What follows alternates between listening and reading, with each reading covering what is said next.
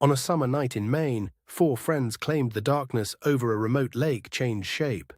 What began as a quiet camping trip would become one of the most unsettling contact stories ever attached to the woods of North America. The place was the Allagash Wilderness Waterway, a vast stretch of forest, water and silence where distance itself feels physical. In 1976, that isolation mattered because there were no easy witnesses, no road noise, and nowhere for a strange light to hide. The men were not setting out to chase mysteries. They were young, outdoors-minded, and looking for a simple trip of fishing, paddling, and campfire talk far from ordinary life. That ordinary beginning is part of why the claim still lingers. The story does not start with a believer searching for proof, but with friends who later said something impossible entered a very normal weekend. According to the account, the first strange moment came after dark when a bright object appeared over the water. It was not described as a distant star, but as a light that seemed to move with intent. The men claimed it did not behave like an airplane or helicopter. It held position, shifted, and drew their attention so completely that the rest of the shoreline seemed to disappear around it. What followed, they later said, was a gap in memory. Time seemed to break apart, and the night that should have been easy to recount became strangely incomplete. That missing stretch matters because it sits at the center of the Allagash claim. The men did not simply report a light in the sky. They described an experience that left them with a shared blank space. Years later, under hypnosis, the story expanded into something far stranger. The men said they remembered a craft, a beam of light, and figures that seemed to study them with clinical calm. The reported beings were described in the familiar language of contact cases: small, pale, and intent on observation. Whether those memories were recovered, shaped, or intensified remains part of the controversy. One reason the case endures is the consistency the men believed they found in each other's accounts. Supporters point to the fact that the story did not rest on a single witness or a single retelling. Another reason is the setting itself. Deep wilderness can make an unusual light feel larger, closer, and more consequential than it would over a city street or highway.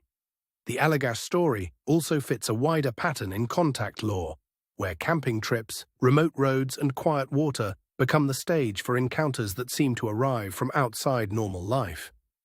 But the most compelling details are the practical ones. The men described the light's movement, the shared missing time, and later the unsettling feeling that they had all been pulled into the same unknown event. Those details matter because they are not abstract. A light in the sky can be dismissed quickly, but a sequence of remembered actions, confusion, and mutual comparison is harder to place neatly. The hypnosis sessions became the case's most debated chapter. To believers, they offered a doorway back into a buried night. To critics, they raised the possibility of suggestion and memory distortion.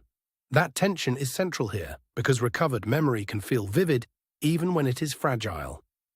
A person can be sincere and still be vulnerable to cues, expectations, and the pressure of repeated questioning. Skeptics also note that the story grew in the years after the trip, when the men spoke publicly and the details settled into a more dramatic shape. That does not erase the mystery, but it changes how the claim is read. Still, the case has never been dismissed by everyone as a simple campfire tale. Investigators and researchers have pointed to the emotional conviction of the witnesses and the way the account remained tied to a specific place and date. The strongest believer's case is not that every detail is beyond question, but that something happened to those men that they could not explain in ordinary terms. The shared uncertainty is what gives the story its weight. Some readers of the case see a classic pattern of nighttime misperception, stress, and later memory reconstruction. Remote travel, fatigue, and expectation can all make the mind reach for a shape before the facts are clear. That explanation has real force, especially in a wilderness where distance, darkness, and reflection can confuse even careful observers. Yet it still leaves open why the men felt the same missing stretch so intensely. The case also sits in the broader history of 1970s contact reports, when hypnosis, media attention, and the language of encounter often blended together. In that era, the line between memory and interpretation could become very thin. And yet the Allagash claim keeps returning because it feels rooted in a landscape that invites silence. A wilderness canoe trip is not the kind of setting people usually choose for invention or performance. Even now, the unanswered questions remain stubborn. What exactly did the men see over the water? Why did their memories converge? And what happened during the hours they could not account for? Those questions are why the case survives in the culture of unexplained encounters.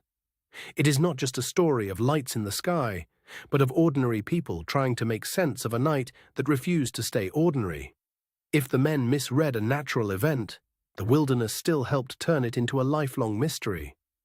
If they encountered something genuinely unknown, the lake became the place where the unknown briefly touched the human world.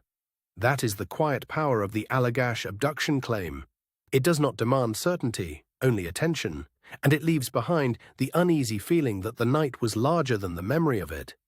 For some, the best explanation will always be a chain of human perception, suggestion, and time. For others, the shared account points toward a contact event that was never fully captured by ordinary language. Either way, the Allagash story remains suspended between testimony and uncertainty. The woods were quiet, the water was dark, and something in that silence still resists a final answer. Decades later, the names and faces fade before the setting does. A remote lake, a sudden light, a missing stretch of time, and the uneasy sense that the night held more than the witnesses could explain. That is why the case still matters to anyone drawn to the edge of the unknown. Whether it was a misread sky, a shared psychological event, or something stranger, the questions have never fully settled.